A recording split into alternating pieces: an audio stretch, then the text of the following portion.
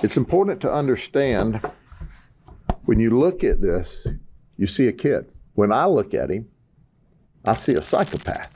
February 14th, 2023, Collin Griffith, only 15 years old, called 911 to report that his father was dead and that he was the one that shot him. His mother, Catherine, paid his bail, and she was in total support of her son.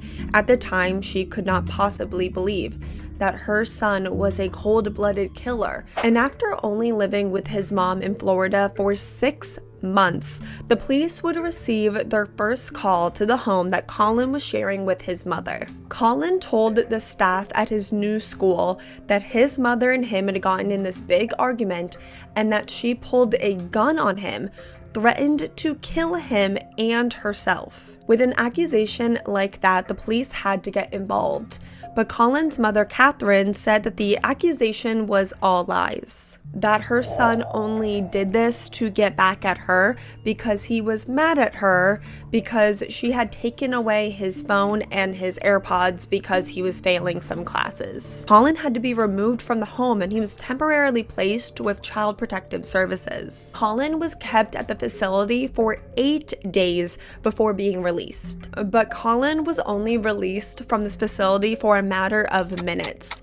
As he was walking out, Collin just started screaming if they released him that he would kill his mom. He said, "I've done it before to my dad.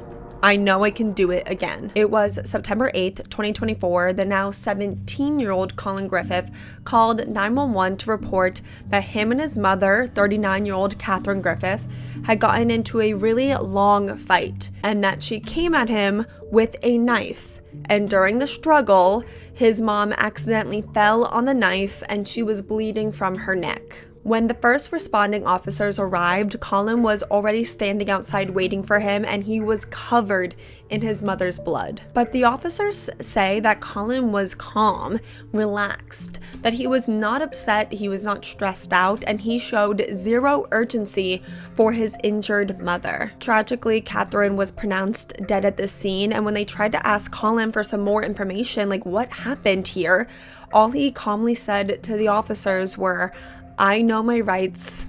I want a lawyer." The neighbors say that Collin was yelling and pulling at his mother's hair and actually pulled her by the hair into the home. 2 hours later, 911 is called and Catherine is dead.